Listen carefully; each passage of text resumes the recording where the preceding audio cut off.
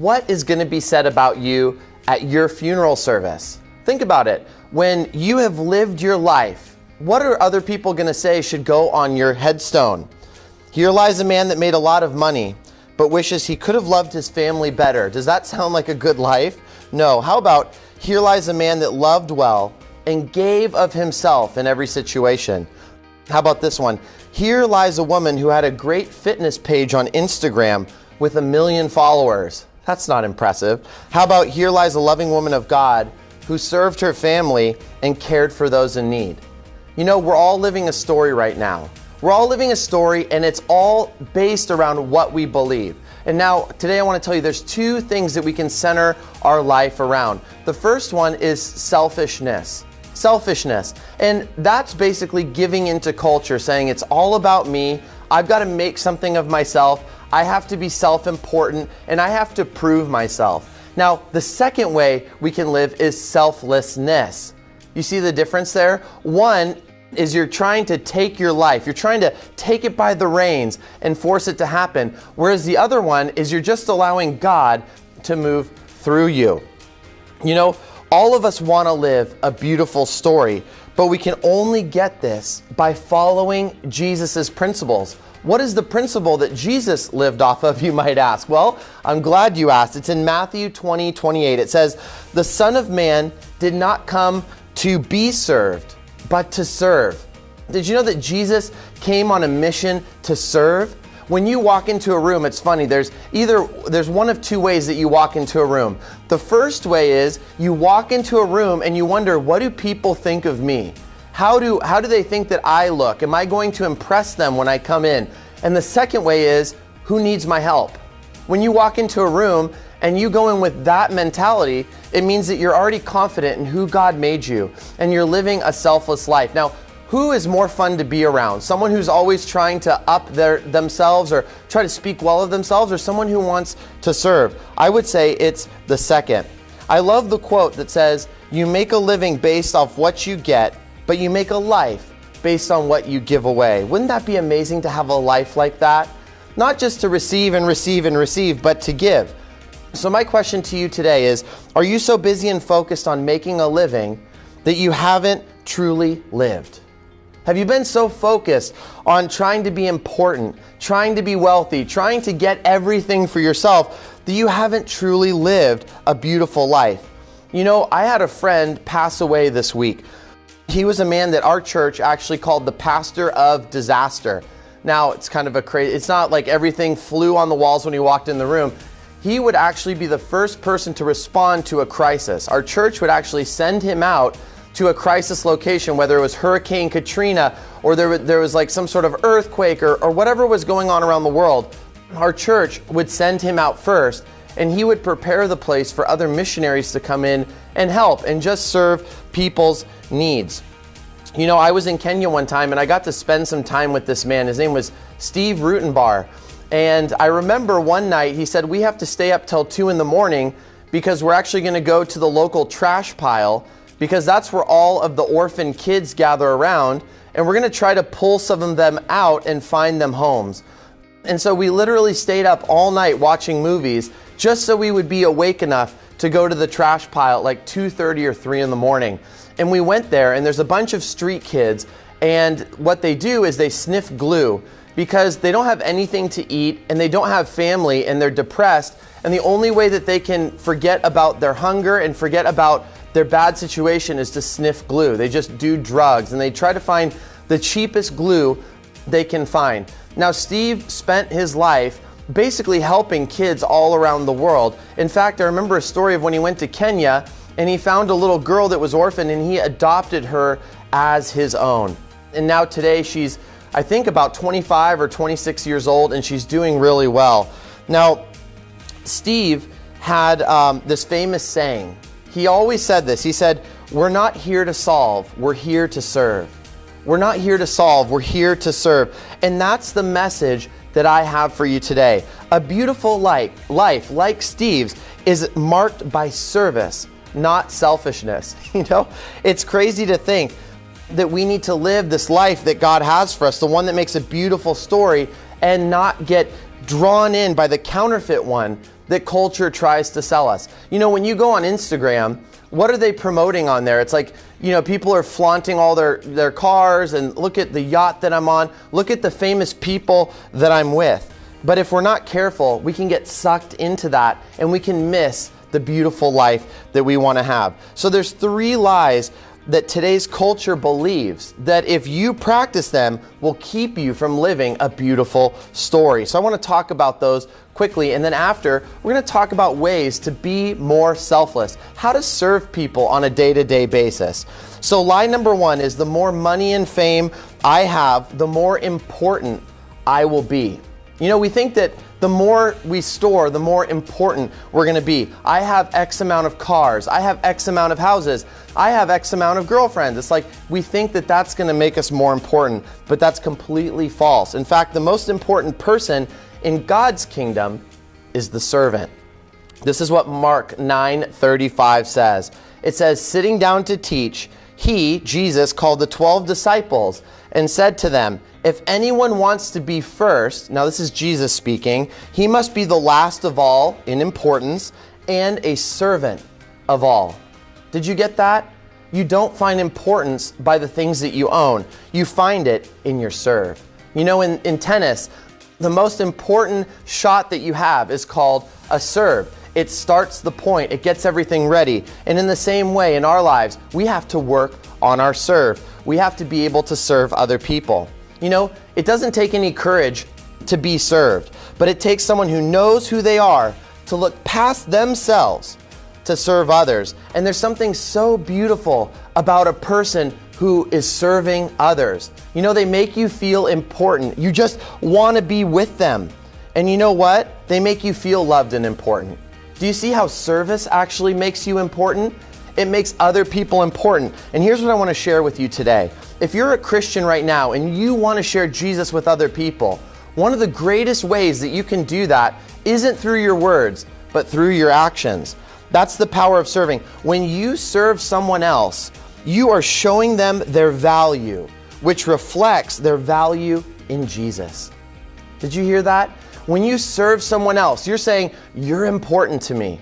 And you know what they're going to see through that? They're going to glorify God through you because they know that you follow Christ. It's not necessarily all the words that we speak. Though they're important, it's about our actions. The second lie that we believe in culture is the more I make and keep, the happier I'll be. You know, people with the most stuff actually end up the most depressed. There are no happy hoarders. In fact, we have a show on TV called Hoarders, and you go into these people's houses and they have junk piled everywhere. In fact, I saw an episode where the guy had so much stuff in his room that he made a path from his front door to his living room, to his dining room, to his kitchen, to his bathroom, and his bedroom.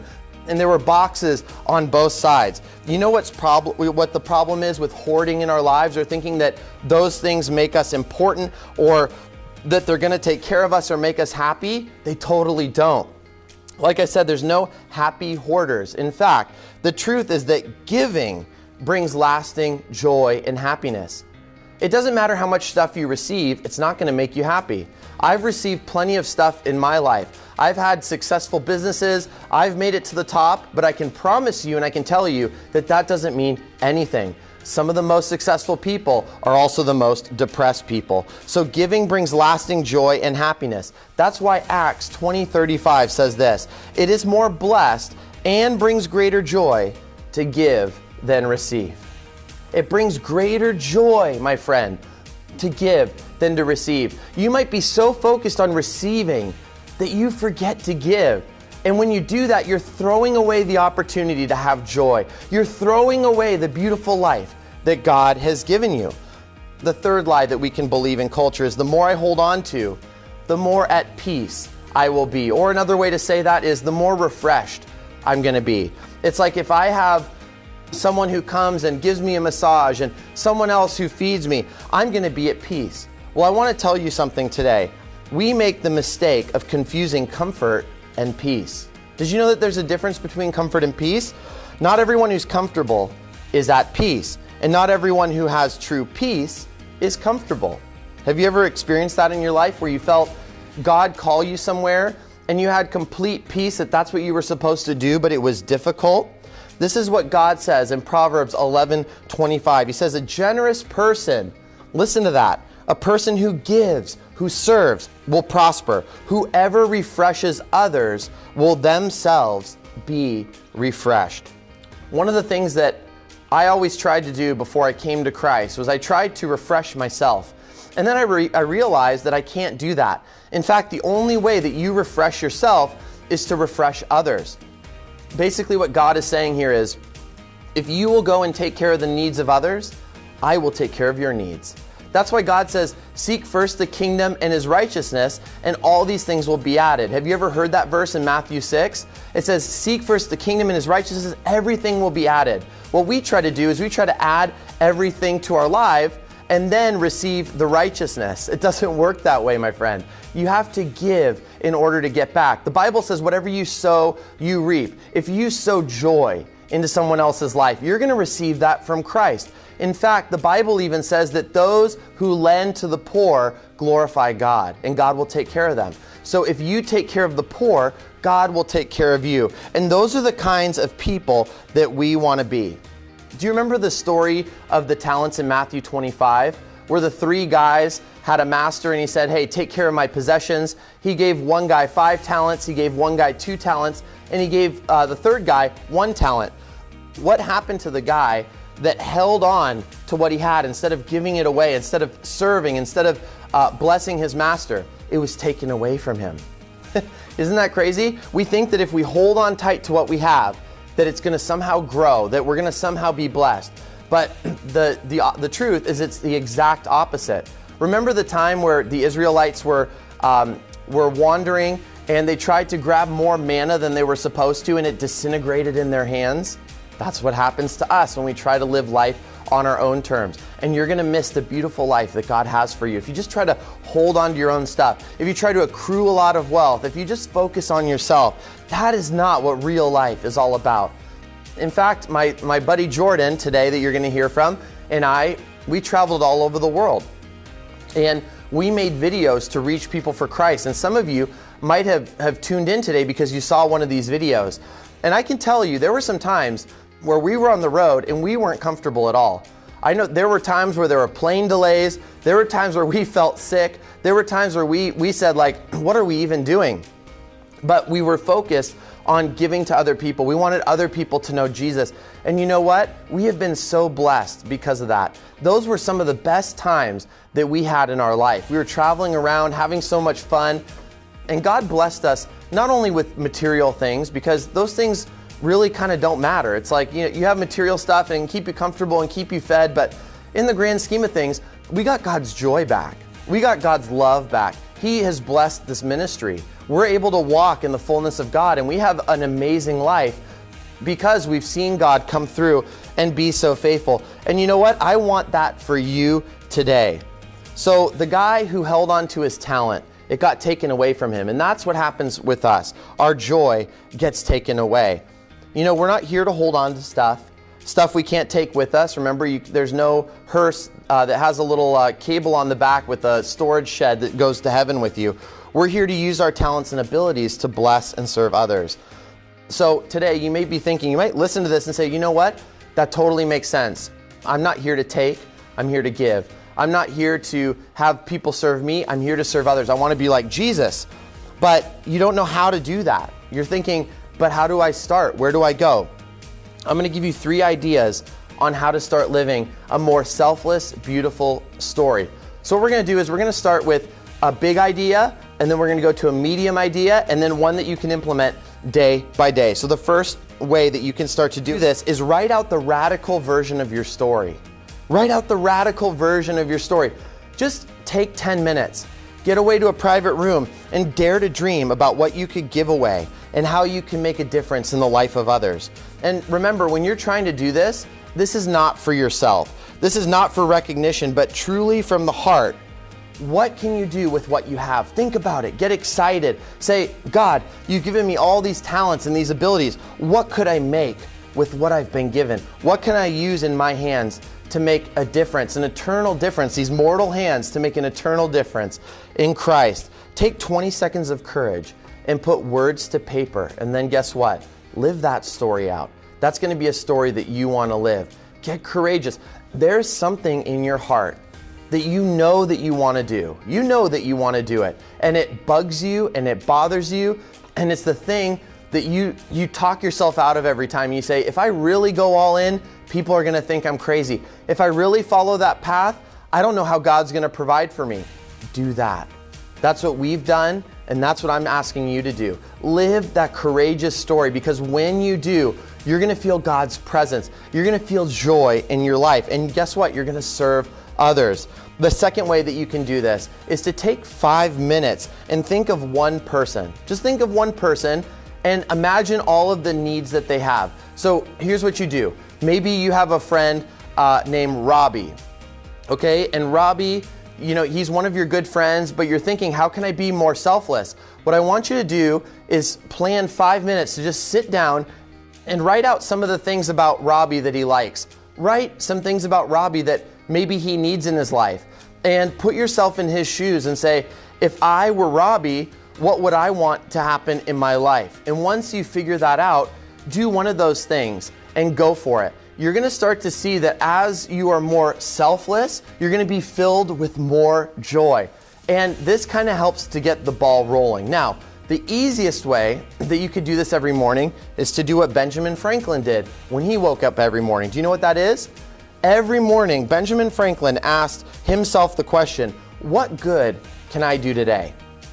What good can I do today? When you start your day thinking about God and others, you're going to be taken care of. You're going to feel God's joy, because you're not trying to fill yourself. You're not trying to have self-confidence. You have God confidence. You've got God on your side.